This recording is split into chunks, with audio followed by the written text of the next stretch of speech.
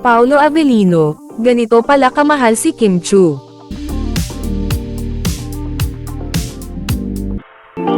Chika Test Today.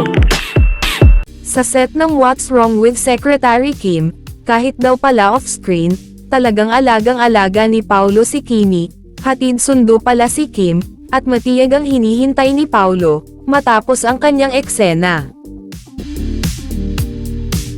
Sharing din daw sa lahat ng bagay ang Kim Pao, lalo na sa food, maging sa mga gamit ng aktres, tagabitbit din daw ang aktor, asikasong-asikaso daw talaga ni Paolo si Kimi.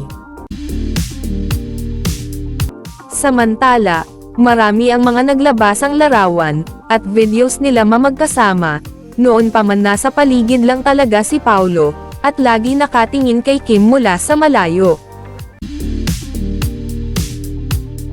Since lumipat siya sa ABS-CBN noong 2011, matagal na niyang pangarap makatrabaho si Kim. Kahit noon pa man, iba na talaga ang ngiti at tingin ni Paolo, at kapag si Kim ang napag-uusapan, halatang kinikilig.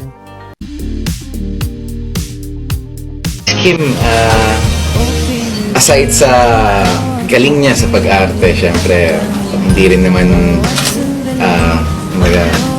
isa rin syempre yung kagandahan niya. Na-meet mo na ba in person si Kim? Na-introduce na ba kayo? Formally, hindi pa, pero hi, hello sa bench fashion show. Impression? Impression, syempre, medyo nakaka-starstruck when you Consistent din naman talaga si Paolo, sa mga tingin, at ngiti niya kay Kim, grabe talaga paghanga niya sa aktres, at mula nang naging love team sila ni Kim, iba na ang aura ni Paolo. Nawala ang pagiging maangas, at simangot ni Paolo, ngayon ay palagi na siya nakangiti, at nagiging pabebe pagkasama si Kim, halatang in love talaga si Paolo, sa Chanite Princess. Deserve din naman talaga ni Kim Chu, yung pagmamahal na natatanggap niya ngayon, mula kay Paolo Avellino.